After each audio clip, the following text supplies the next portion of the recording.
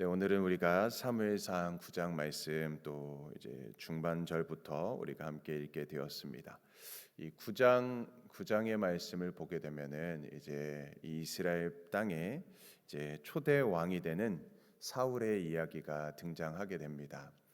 사울이라는 사람을 보게 되면은 그의 집안은 유력한 집안이었다라고 기록되어져 있습니다. 이 유력한 집안이라는 게 굉장히 좀 재정적으로도 좀 탄탄하고, 그리고 조금 그 지역에서도 좀 잘 알려진 그런 인지도가 있는 그런 집안이라고 할 수 있습니다. 우리가 그 룻기에 보면 보아스도 이제 유력한 집안이다라고 이렇게 기록되어져 있을 것입니다. 그만큼 잘 재정적으로도 뭐 사람들에게 이런 인지도도 잘 알려진 그런 집안인 것이죠. 그 집안의 아들입니다. 자, 그래서 이제 오늘 다시 이렇게 이제 본문으로 와서 이렇게 이야기를 나눈다면, 이제 이 사울이 이제 사무엘을 만나게 되는 장면이 나오게 됩니다. 어떻게 보면은 하나님의 모든 세심한 계획 가운데에서 이 사울과 사무엘이 만나게 되는 것이죠.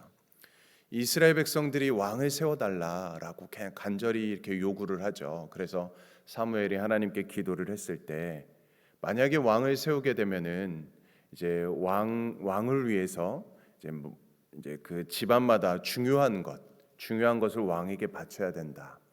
그리고 젊은 청년은 이제 군인으로 이렇게 이제 착출돼서 군인이 되어야 될 것이다. 이제 이런 이야기들을 사무엘에게 이야기를 해줍니다.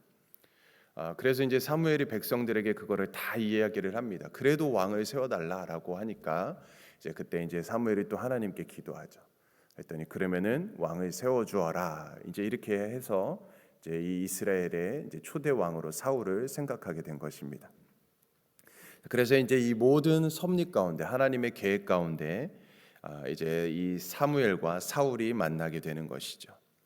자, 사울이 사무엘을 찾기 전날 밤에 이미 하나님께서 사울이 찾아올 것을 사무엘에게 말씀해 주십니다. 오늘 16절 말씀에 보니까요, 내일 이맘때에 내가 베냐민 땅에서 한 사람을 내게로 보내리니 너는 그에게 기름을 부어 내 백성 이스라엘의 지도자로 삼으라. 그가 내 백성을 블레셋 사람들의 손에서 구원하리라. 내 백성의 부르짖음이 내게 상달되었으므로 내가 그들을 돌보았노라 하셨더니. 자, 하나님께서는 이미 사무엘에게 이스라엘 백성들을 위한 왕을 세우라고 하셨습니다. 그래서 사울을 이미 선택하시고 그를 준비시켰던 것입니다. 자, 그런데 이 말씀을 잘 보시면 하나님은 사울을 보시고 사울을 택하신 것이 아니라 이스라엘 백성들의 부르짖음을 들으시고 사울을 선택해서 왕으로 세웠다는 것입니다. 이게 굉장히 중요한 부분이라고 할 수 있겠죠. 우리는 하나님께서 왕을 세우신 그 중요한 이유를 발견할 수가 있습니다. 하나님은 이방의 왕들처럼 왕을 위해서 백성들이 있는 것이 아니라 백성들을 위해서 왕을 세운다는 사실을 분명하게 이야기해 주고 계신 것입니다. 이처럼 하나님이 임금들과 높은 권세를 가진 자들, 그들을 세우시는 이유는 백성들을 위해 세우시는 것이다라는 것이죠. 백성들의 아픔, 백성들의 그 고통을 해결해 주시도록 하고자 세상의 권력자를 세우신다라는 것이 하나님 아버지의 마음인 것입니다. 그 하나님 아버지의 마음을 모르는 자들이 자신이 마치 막 왕이 된 것처럼, 하나님이 된 것처럼 막 이렇게 무력을 행사하면서, 힘을 행사하면서, 권력을 행사하면서 교만해지는 것이죠. 우리가 솔로몬 왕을 한번 생각해 봅시다. 그 솔로몬이 왕이 될 때에 그의 기도를 한번 생각해 보면은, 이 솔로몬도 이 기브온 산당에서 1천 번제를 드리게 되죠. 그때 솔로몬이 부귀와 권력과 장수를 구하지 않았습니다. 솔로몬이 구한 것은 무엇이었습니까? 지혜였습니다. 지혜. 솔로몬의 간구는 하나님께서 기뻐하셨습니다. 왜 그랬을까요? 솔로몬이 왕의 역할을 올바로 알고 구했기 때문이었습니다. 솔로몬이 지혜를 구한 것은 백성들을 잘 다스리기 위함이었습니다. 지혜를 주셔서 백성들을 잘 다스리기 원합니다 라는 그런 마음이 깔려 있었던 것입니다. 그래서 하나님께서는 그 솔로몬 왕의 그 기도, 그 간구, 그 마음에 감동을 받으셨던 것이죠.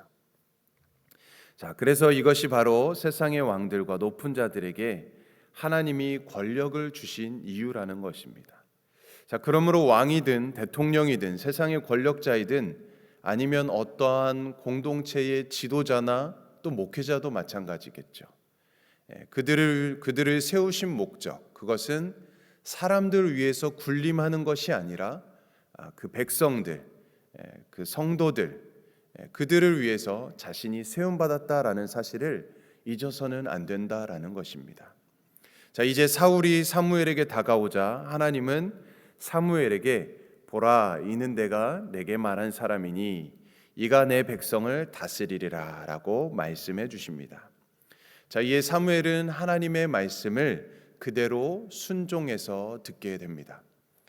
이 사무엘의 태도, 이 사무엘의 이런 행동 또한 너무나도 귀한 건 아니겠습니까? 하나님께서 하신 그 말씀을 그대로 순종하였다라는 것입니다.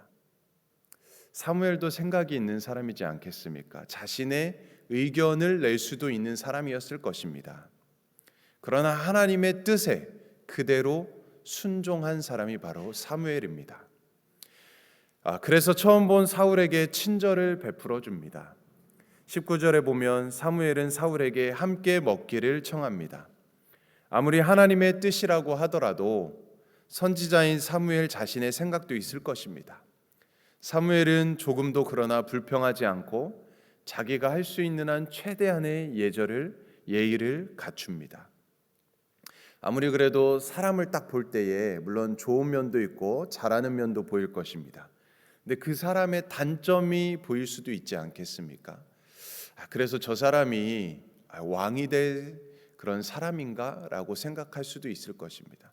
이 모습을 보면, 저 모습을 보면 굉장히 부족해 보이는데 우리가 이런 생각을 가질 수도 있고 편견을 가질 수도 있을 것입니다. 그러나 사무엘은 하나님의 말씀에 그대로 순종하였다라는 것입니다. 그래서 최대한 예의를 갖춰서 사울을 이렇게 대하고 있습니다. 물론 사울이 왕이 될 사람이다라는 그 이야기를 들었기 때문에 그렇게 행동할 수도 있을 것입니다. 그러나 사무엘은 사울이 왕이 되기 때문에 그를 그렇게 예의를 갖춰서 대한 것이 아니었습니다. 하나님께서 사울을 세우시겠다라고 하셨기 때문에 사무엘에게 있어서는 하나님의 뜻이 무엇보다도 가장 중요하기 때문에 하나님의 뜻대로 순종하면서 행동했던 것입니다. 자, 그래서 사울을 선대했던 것입니다. 자, 20절 말씀을 보게 되면 사흘 전에 이른데 암나기들을 염려하지 말라 찾았느니라. 온 이스라엘이 사모하는 자가 누구냐? 너와 내 아버지의 집 온 집이 아니냐 하는지라라고 말씀합니다. 네, 사울은 잃어버린 암나기들의 그 행방을 묻고자 사무엘을 찾아왔던 것입니다. 그러니까 이 암나기를 찾아서 사울이 막 이렇게 찾아다니지 않습니까? 그러다가 이제 사무엘에게 물어보려고 온 것입니다. 어디로 갔을까? 자, 그런데 선지자로부터 생각지도 않은 환대를 받게 된 것입니다. 정말 놀라운 일인 것이죠. 자기가 찾아온 목적을 잊지 않았습니다. 자, 사무엘은 사울의 그런 마음을 잘 알았던 것이죠. 자, 그래서 19절 하반절에 보면 내 마음에 있는 것을 다 내게 말하리라라고 말씀합니다. 사울이 묻지도 않았는데 암나기의 행방에 대해서 말해줍니다. 이미 암나기를 찾았다라는 것이죠. 자, 그리고 나서 사무엘은 사울에게 아주 인상적인 말을 남깁니다. 온 이스라엘이 사모하는 자가 누구냐? 너와 내 아버지의 온 집이 아니냐라고 이야기해 줍니다.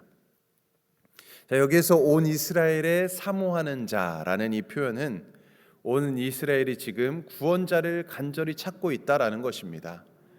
지금 사무엘은 지금 사울에게 그가 왕이 될 것이다라는 것을 암시해 주고 있는 것으로 보여집니다.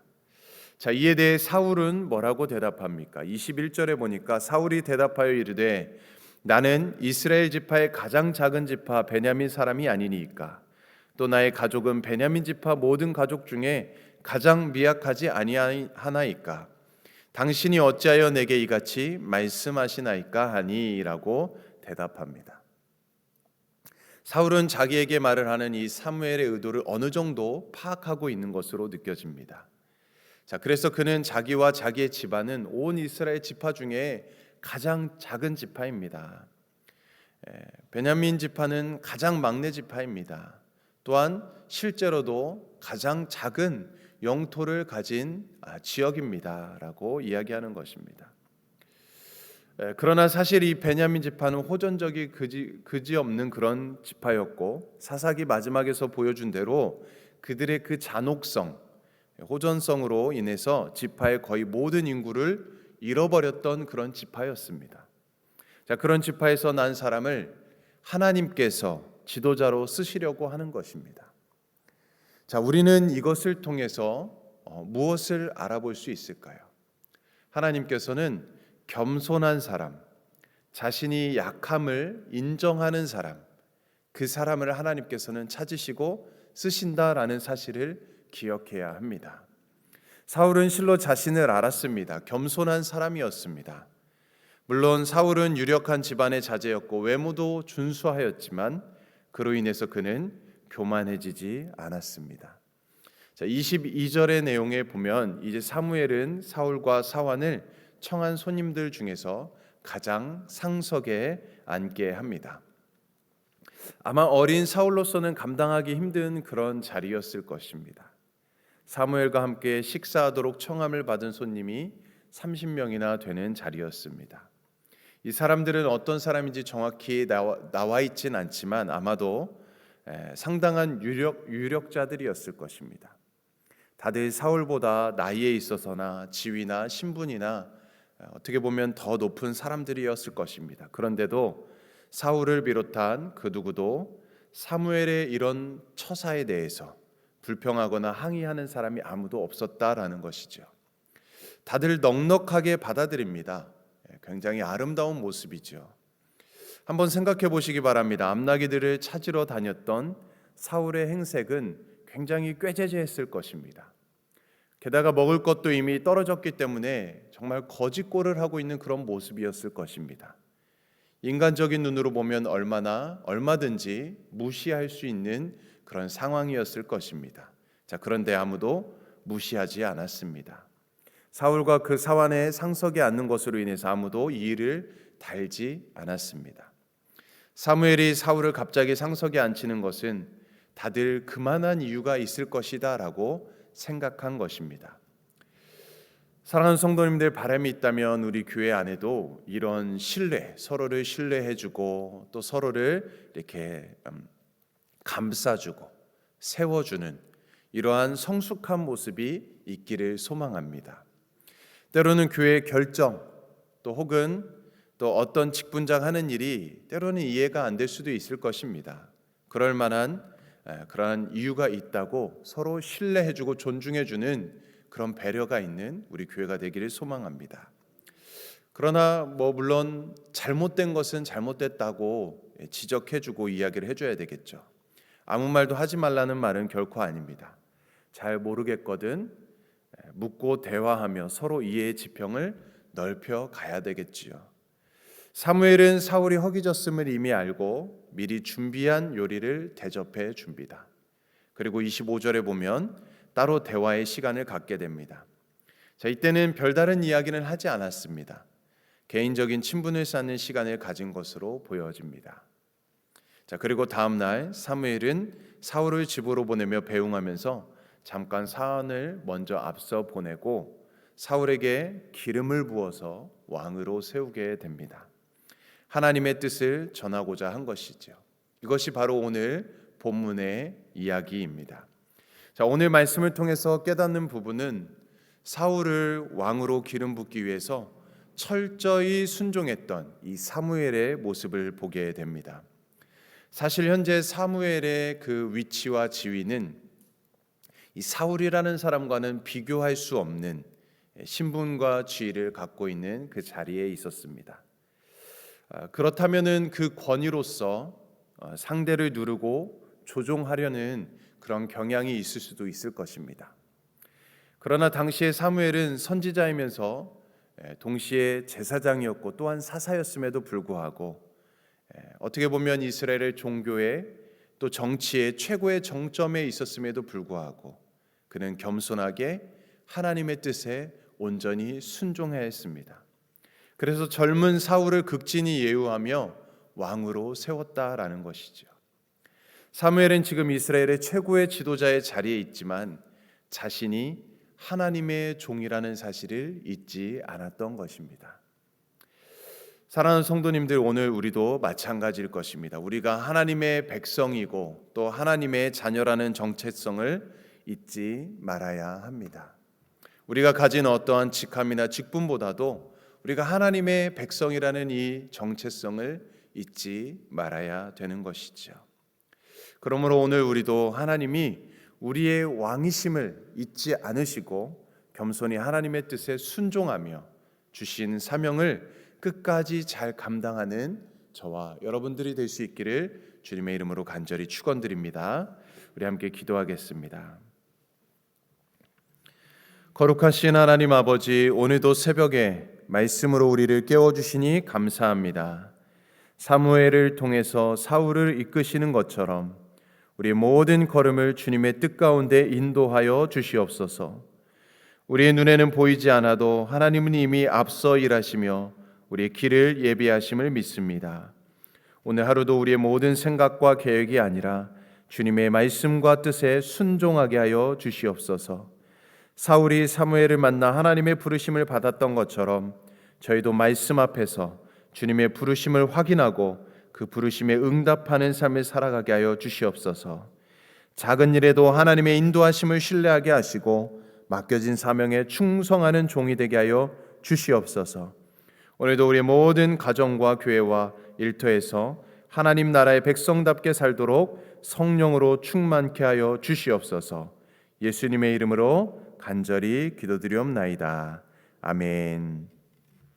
우리 기도하기 전에 한 가지 광고사항을 말씀드리면, 우리 홍성애 지사님, 우리 남편 되시는 홍호영 지사님 부친께서 소천하셔서 오늘 저녁 7시 30분입니다. 저 매튜 퓨네럴 홈에서 오늘 장례 예배가 있습니다. 그래서 혹시 참석하실 분들 많이 참석해 주시고 또 함께 위로해 주시면 감사하겠습니다. 네, 오늘 우리 함께 기도하도록 하겠습니다. 오늘은 멕시코 라준영 방주의 선교사님과 아르헨티나 김우진 박경희 강기한 이옥 선교사님을 위해서 우리 함께 기도해 주시고, 또 우리 교회에 있을 모든 9월의 사역들 위해서 또한 기억하시면서 기도해 주시고, 또 연약함 중에 아픔 중에 또 수술 후에 회복 중에 계신 우리 모든 성도님들 또 강건하게 회복될 수 있도록 기도해 주시기 원합니다. 또 우리 각자 개인과 또 가정, 또 이 나라 민족 세계와 열방을 위해서 시간 주님의 이름 한 번 외치며 간절히 기도하겠습니다. 주여.